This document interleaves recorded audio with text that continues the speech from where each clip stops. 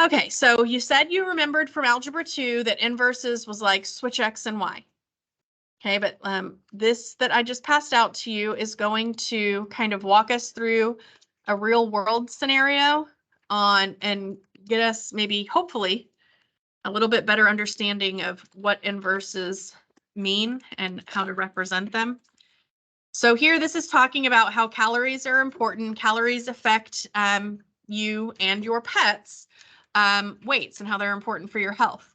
So here, it says that the adult weight of your dog is determined by the number of calories you feed your puppy.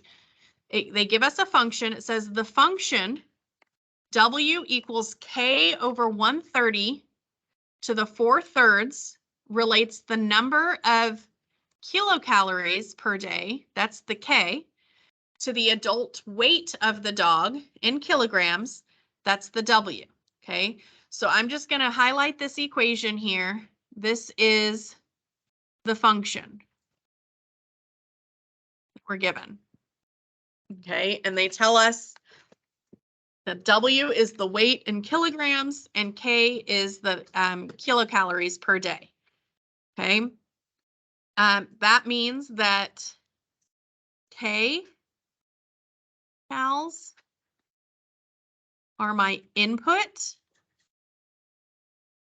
Okay, I input the number of kcals, okay, and then the weight is the output. Y'all agree with that statement? Okay, we have our input and our output identified. Okay, so weight, the way that they've written this equation, this means weight is a function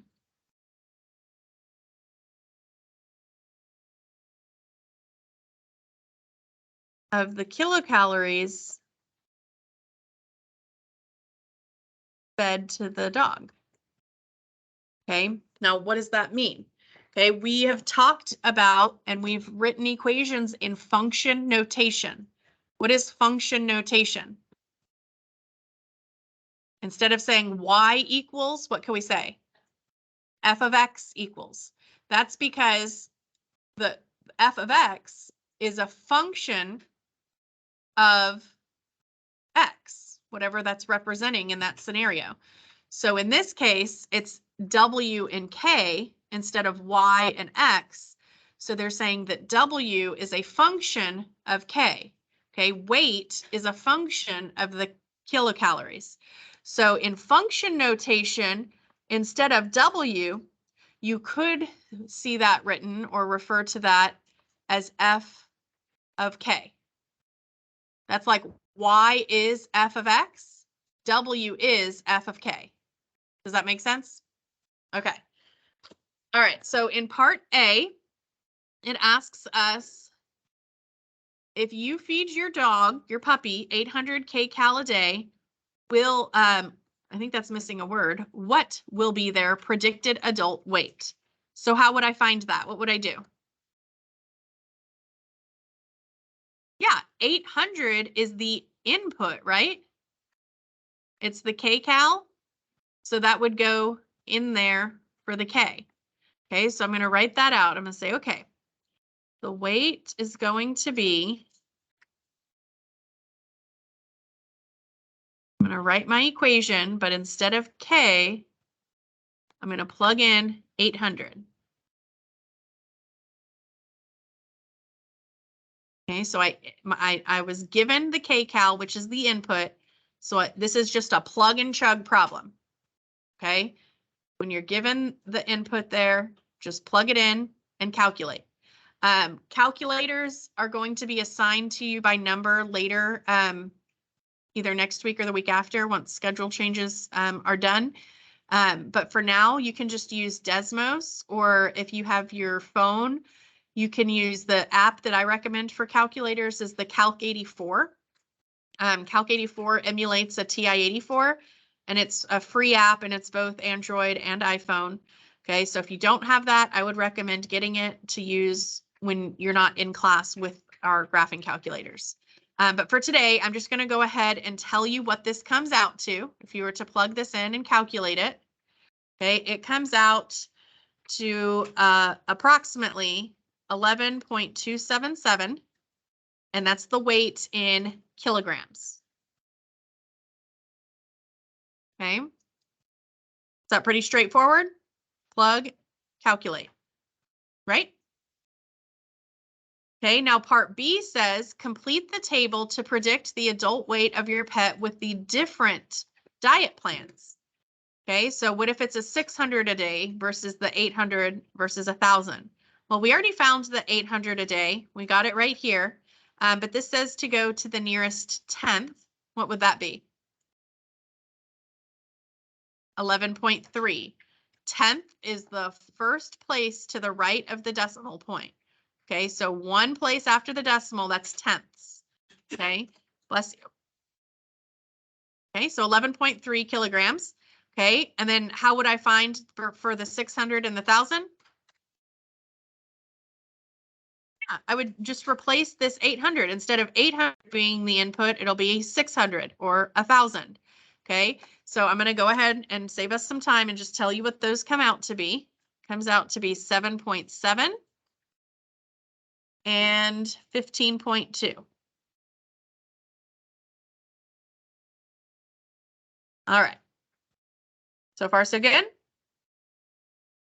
So part C wants us to answer, what if your dog, what if you want your dog to weigh 15.2 kilograms?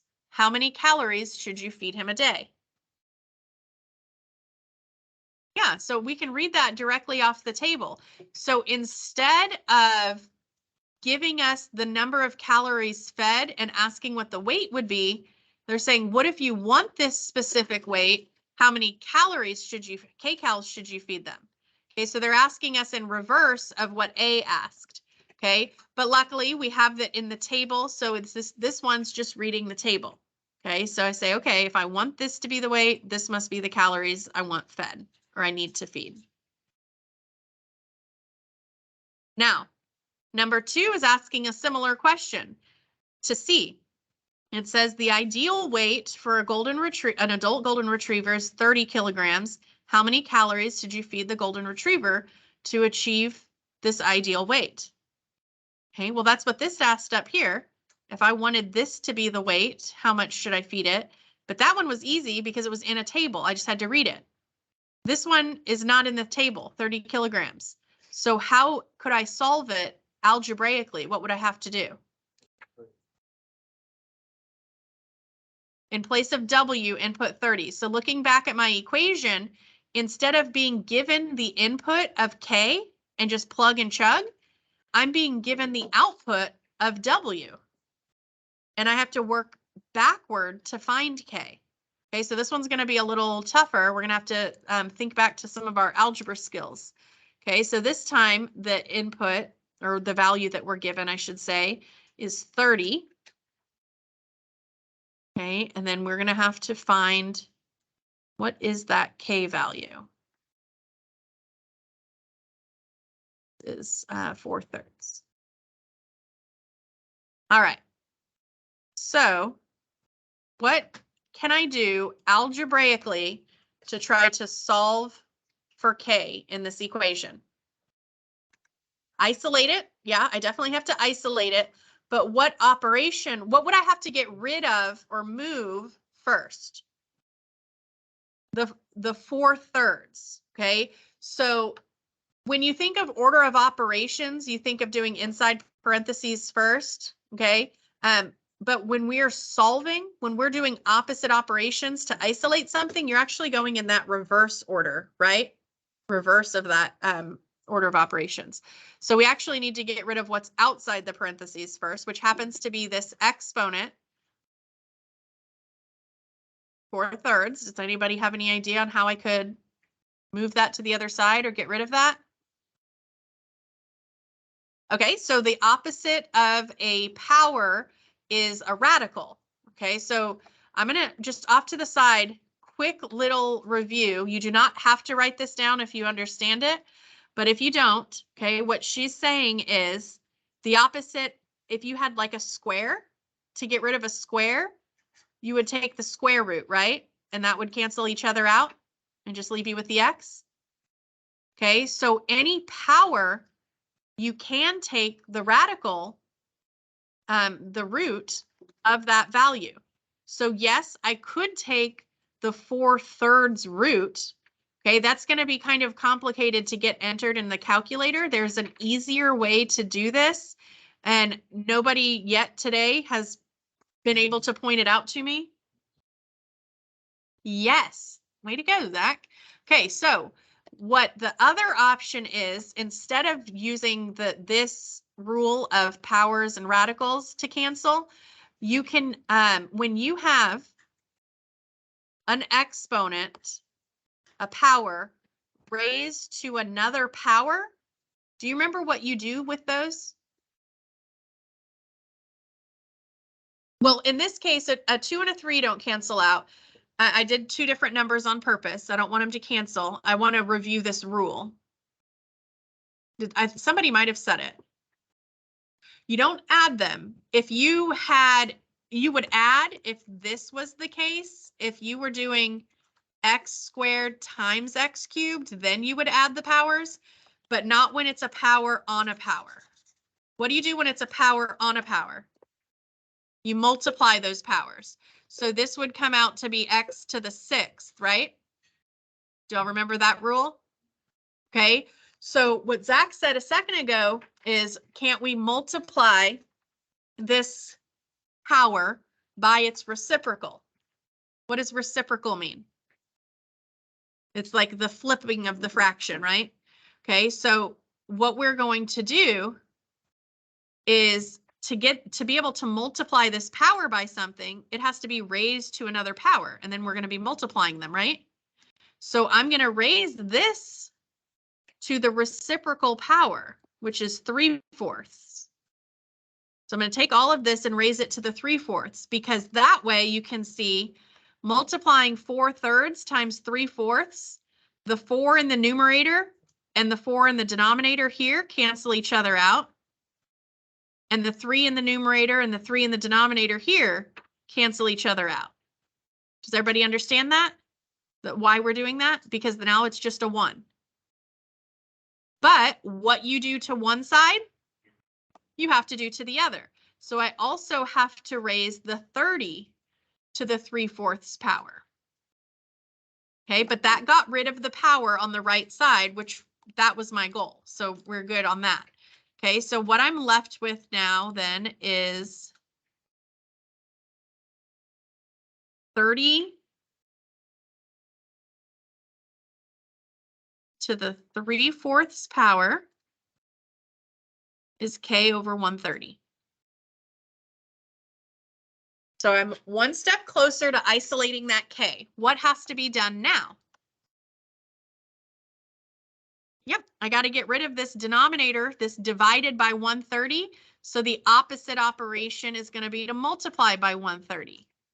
So same concept there. We multiplied those to get the numerators and denominators to cancel. Right now, 130 is a denominator, so I'm going to multiply by it, and they're going to cancel.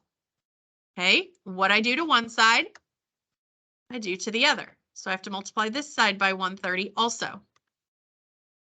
So I've finally isolated my k. I have that k equals 130 times 30 to the 3/4. I'm going to put 30 just in a different color so you can see that was my original value that I plugged into the equation, right? So I've had to do opposite operations here to get rid of those things to isolate the k. Okay, so you could say that I'm going to put some side notes here out in the margin to the left, just kind of as a reference. So you know what we did. So to solve for k, I had to undo the original equation.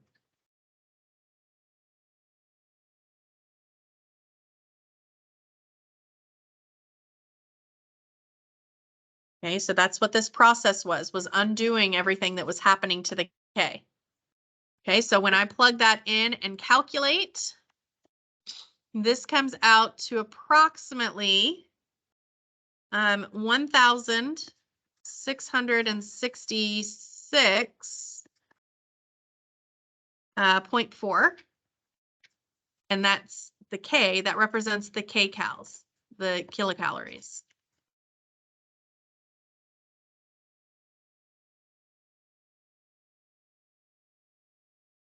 Okay, was everybody okay review with those algebraic steps we took? Understanding that if we were given the output instead of the input, we had to work backward, right?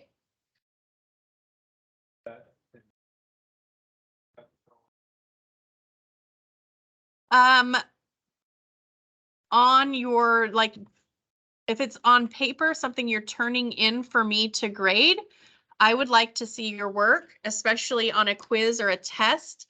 That way, if you do get it wrong, we can go back and figure out where you made a mistake. If it was just a simple like mistake, you had the work written correctly, but maybe you plugged it into the calculator wrong or something. If it's something just like a daily grade you're doing on like Delta Math or something online where you're just submitting your answers, if you can do it without writing it all down, I mean, that's fine. But if you do get it wrong, you won't have anything to look back on to figure out why. Does that make sense? Okay. All right, so on number 3 then, this one says the ideal weight for a Schnauzer is 9 kilograms. So the one we just did was a golden retriever and the ideal was 30. So now they want us to figure out for a Schnauzer where 9 is the ideal, how many calories should we feed the Schnauzer? So it's the same question. What's the only difference? A different value for W. So instead of 30 kilograms, 9 kilograms. So what should we do to solve this one? So would you go back and start here with a 9 equals K over 130 to the 4/3? Or could you jump a little further ahead since we've already done some of that work? Okay, do you think I could go right here and instead of the 30, have just the 9?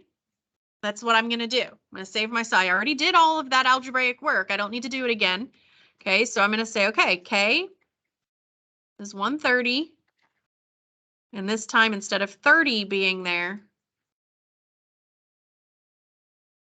9. Okay, and I'll go ahead and calculate that for us and tell you that it comes out to be approximately 675.5 kcal for the Schnauzer. All right, so 4 is coming off of 2 and 3, says write an equation that outputs the number of calories for a given ideal weight. So isn't that what we just ended up coming up with here? So it wants the output to be the calories. Isn't that how I've set it up now?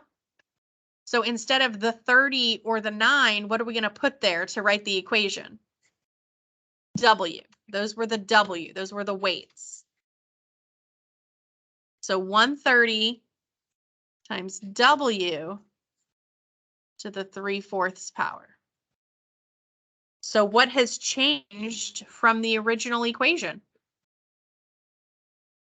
The original equation, I'm going to scroll back up. It was W, it was weight as a function of calories. And so the kcal was the input, the weight was the output. Now what's changed? Yeah, so the weight is now the input and the kcals are the output. Okay, which means weight is no longer a function of calories. Calories are a function of weight, right? It's reversed that. Okay, that's called inverse. Okay, so this is the inverse function. Our input and output have switched. The meanings of the input and output have switched, the weight and the kcal. Okay, so in function notation, we could say that k is a function, an inverse function of weight. So weight was a function of kcals. So now kcals are an inverse function of weight. Do y'all remember that from Algebra 2, that little -1 there means inverse? Okay. If you need to add that as a little note, that's how we write inverse. You can add that. But you should know that from past years. All right. And then before I didn't catch this before I printed this, but this is supposed to be the header on the back side, but it's not. So on mine, I'm just going to white that out. You can just put a line through it or write around it if you want. But I need to have a little space to answer number 5 here. Okay. So number 5 says, explain how you could verify that your equation, question 4, gives the correct number of calories. Okay. So the equation from question 4, isn't that what we used in 2 and 3 to get these answers? So how could we verify that 675.5 is actually the correct number of calories if you want your dog to weigh 9 kilograms? Is there a way we could check that?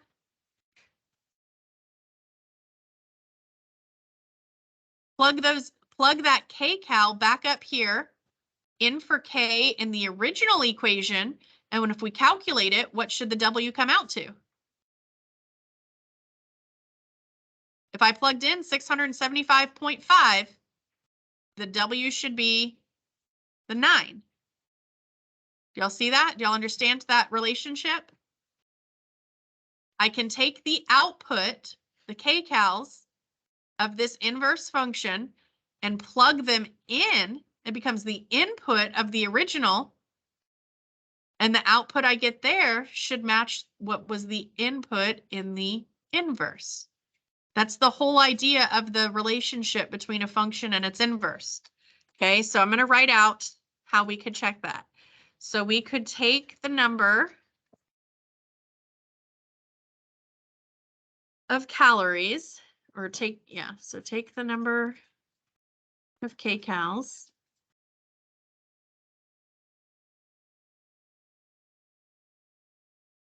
plug into the original equation.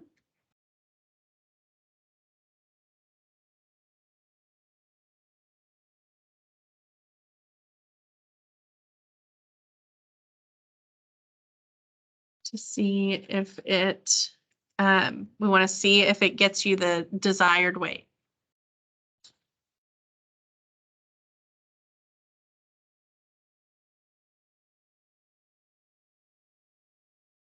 That ideal weight that it was supposed to.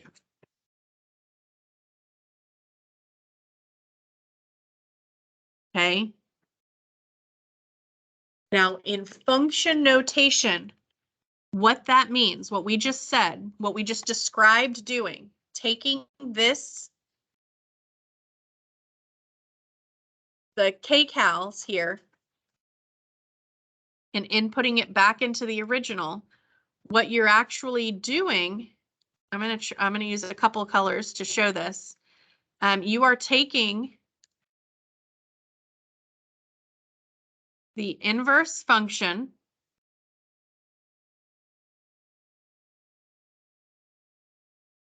okay, where you plugged in the weight to the inverse function and you got the kcals, okay, and whatever that comes out to, you're plugging that into the original function. And you're hoping that you come out with that same weight, right? You'll see that? So that's how that would look in function notation, that what we're doing to check.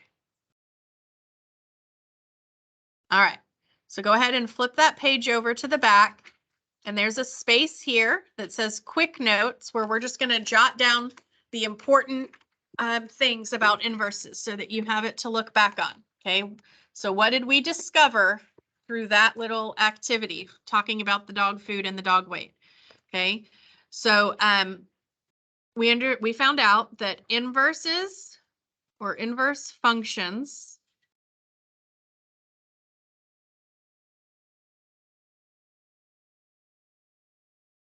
undo the original function.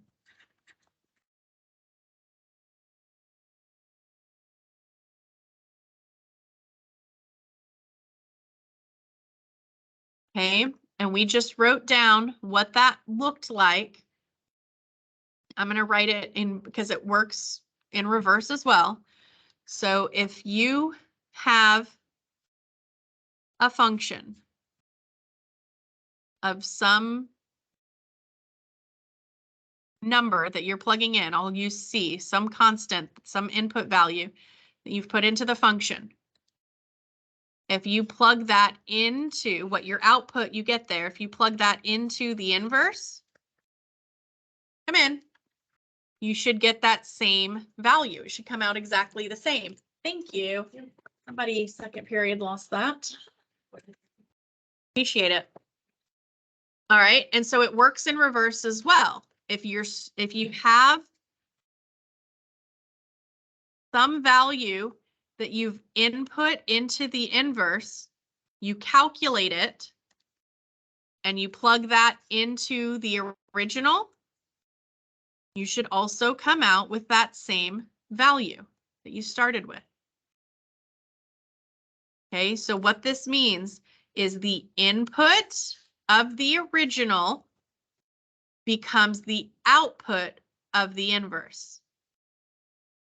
Or the input of the inverse is the output of the original. Y'all see that? Okay. So the other thing we want to jot down here is how to find the inverse. So to find an inverse,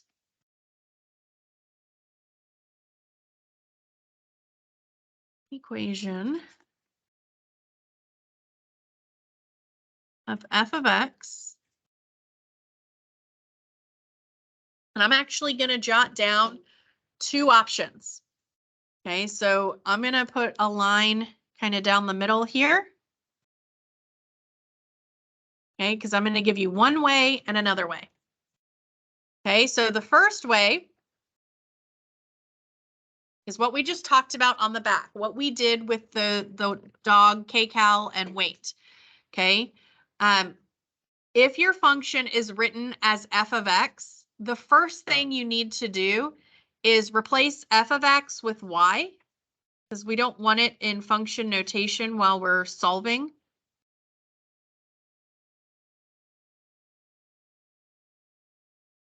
If it's not written as f of x, if it's written as like the last one we just used as an example, it was already written as w equals. So we didn't have to replace the w. It was already just a variable. Okay.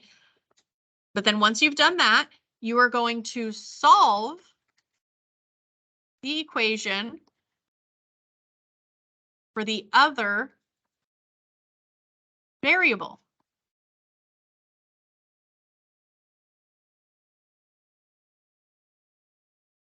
That got a little jumbled and hard to read there.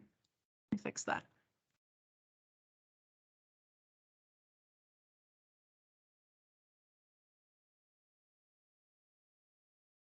So solve the equation for the other variable. That's what we did on the back, right?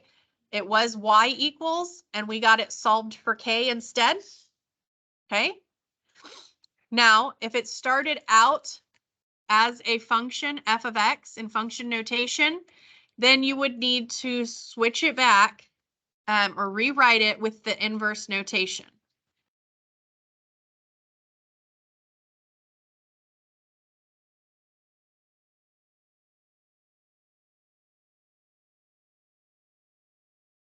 Now, we didn't have to do that on the back one because it didn't start in function notation. So I didn't have to go back and rewrite it as function notation. If you were, what that would mean is going back and rewriting it. Instead of having the y, you're going to change this back to, like, you'd have that little -1 power, f to the -1 for inverse. Now, the second option, the second method is going to be, this is going to be more like if your situation has no context, if it's literally just an equation and it just says find the inverse function, you don't know what anything represents in context, then this second route will probably be the easier one. This is actually probably how you learned it in Algebra 2. We still want to replace, you're going to start out the same. You're going to replace f of x with y, unless it's already a y. If it's y equals already, then you skip that step. You're good to go. But instead of just solving for the other variable, this one on the left is more like when you have a situation, you know, W is the weight of the dog, K is the calories fed. It represents something specific. Over here, it's just X and Y. We don't know what they mean or what they represent. Then the easier bet is just to switch X and Y.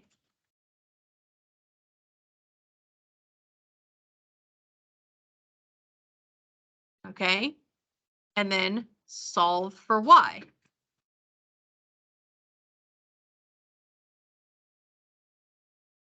And then you will have to notate that it's the inverse. So the last step's going to be the same. It's going to be rewrite with inverse notation.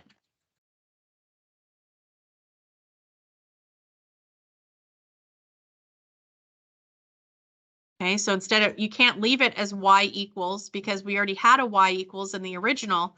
You would need to put the -1 to show that it's the inverse function. Okay, or if it started out as f of x, you would rewrite it as f inverse of x. Okay, so let's try some of these check for understanding to make sure we understand inverse and how to answer questions involving inverse. Okay, so in the first one, you're given a table of values for the g function. This is the original. Do y'all understand that? So I'm going to use, I guess, pink and green. So this is the original function. This is g of x. Okay, and this is our input on top. And this is our output on bottom. Does everybody understand that? X and g of x is like y, that's your output. The question, though, is asking us to find the inverse of g of 12. Okay, so the inverse of this table would be what? What would I do with all of these x and y values to find the inverse function? I would just flip them. Okay, so for the inverse, I would flip those values. Okay, and so instead of 4, 8, 12, and 16 being the input, they're going to be on bottom. They're going to be the output. Okay, so this would be the 4, 8, 12, and 16. And what was the output now becomes the input.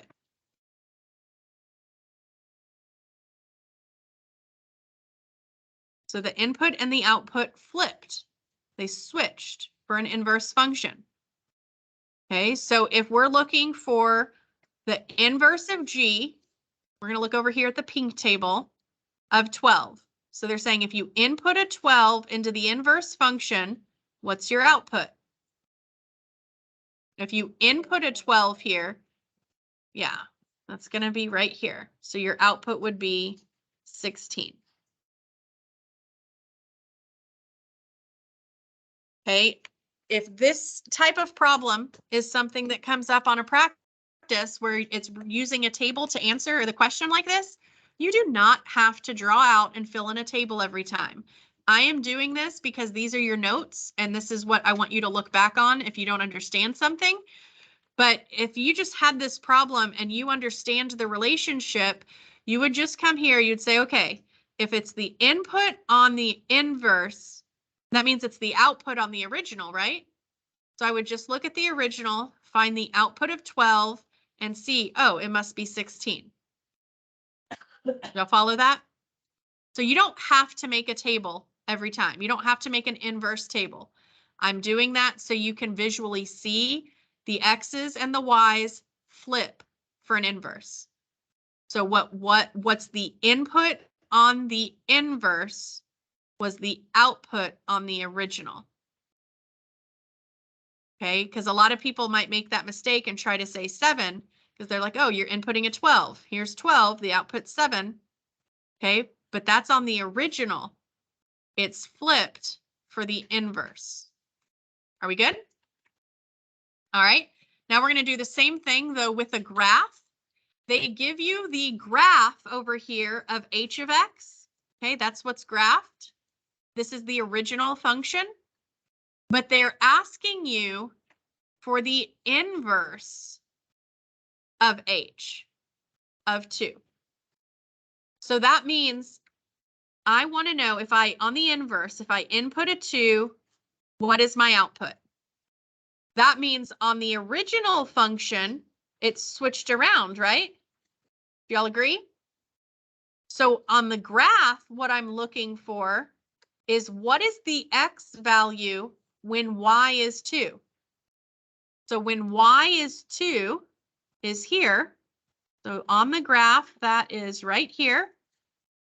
What is that x value? 5. So our answer is 5.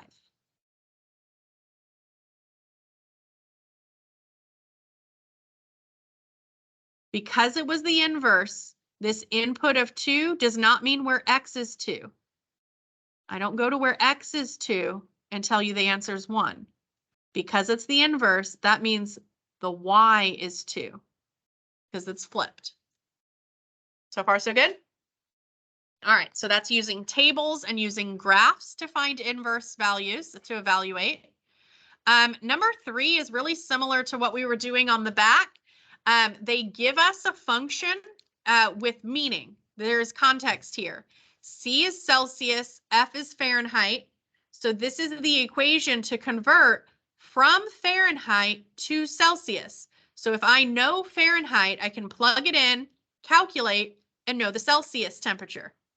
Does that make sense? They're asking us to write the inverse of this and what it represents.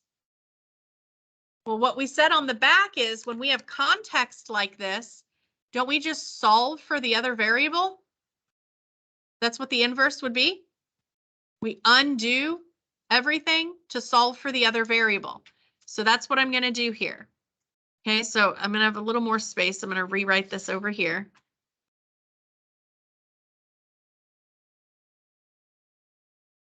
Okay, so what am I going to do to get rid of that 5/9?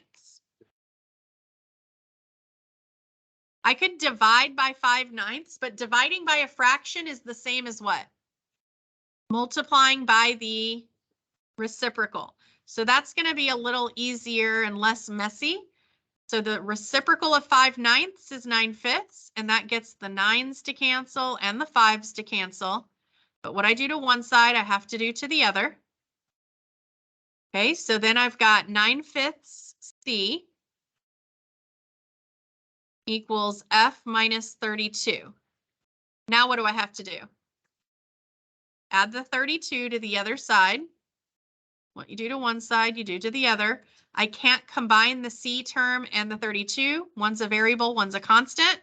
Okay, so it stays separate. So I have 9/5 C plus 32 equals F.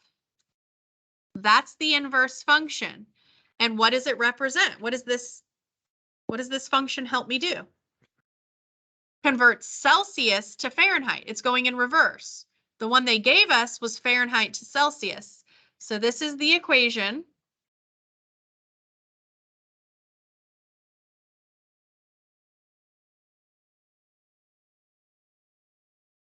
To convert Celsius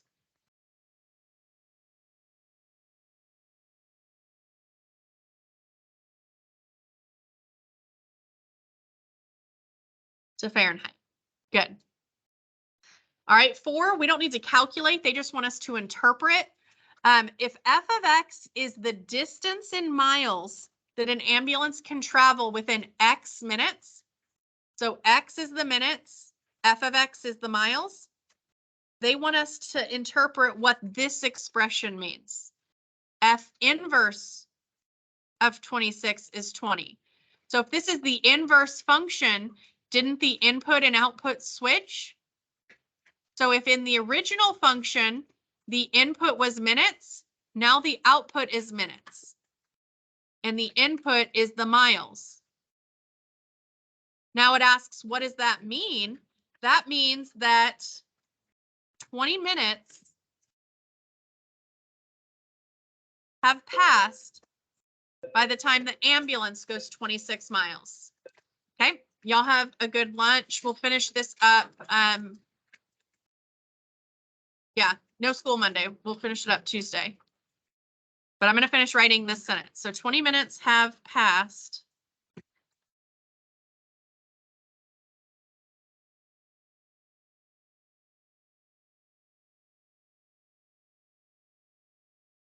by the time the ambulance goes 26 miles.